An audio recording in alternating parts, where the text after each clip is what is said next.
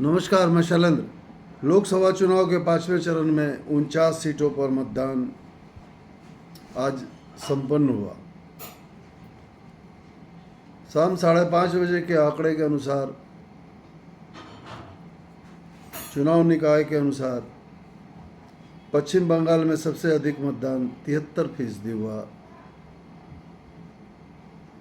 पश्चिम बंगाल में इस बार भी मतदान 73% के करीब दर्ज किया गया।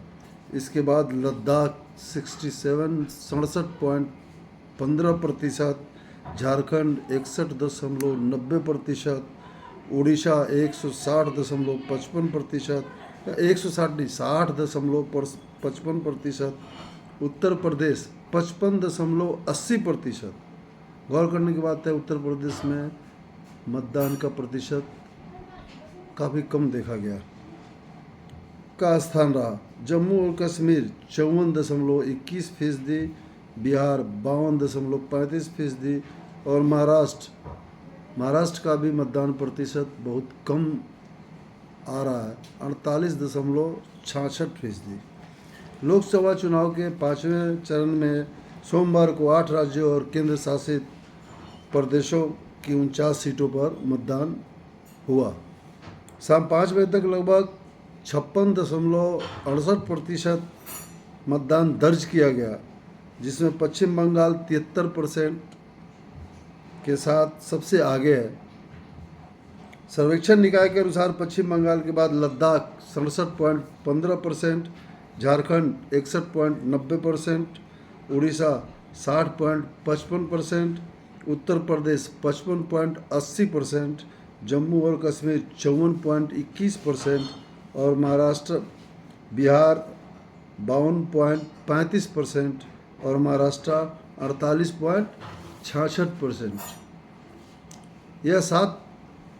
यह 5वें चरण का चुनाव जो है, ये 7 चरणों में जो चुनाव होने वाले हैं उनमें सबसे छोटी संख्या ये 5वें चरण का चुनाव का ही है, जिसमें मात्र 49 सीटों पर चुनाव हो रहे हैं, जिसमें उत्तर प्रदेश में कांग्रेस का गढ़ रायबरेली और अमेठी के साथ साथ मुंबई और आसपास के इलाकों की सभी सीटों सहित कई प्रमुख निर्वाचन क्षेत्र को शामिल किया गया था।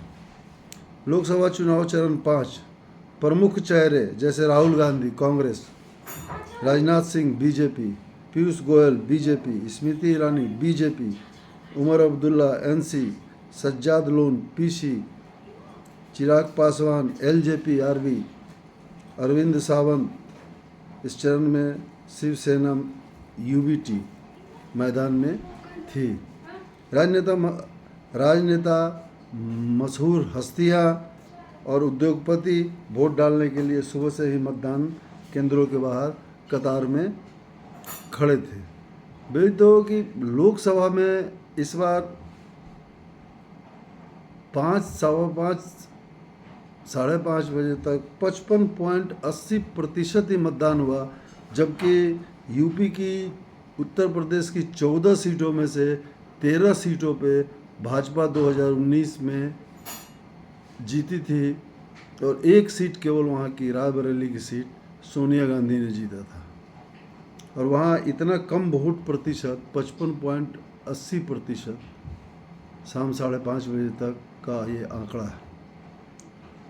वहीं दूसरी तरफ महाराष्ट्र में 13 सीटें, 2019 में इन 13 सीटों में लगभग 13 सीट ही भाजपा के पास थी और यहाँ भी मतदान 48.66% ही हुआ है।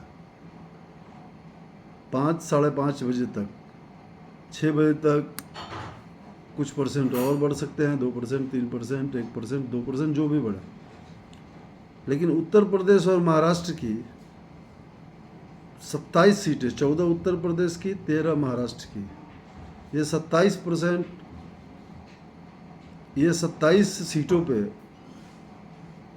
अगर भाजपा खुद को नहीं संभाल पाई, इस 27 सीटों में से केवल 2 राज्यों के 27 सीटों में से अगर 10 से 12 सीटें इसके हाथ से निकल जाती है इस चरण में, तो भाजपा के लिए काफ़ी मुश्किलों का सामना करना पड़ सकता है।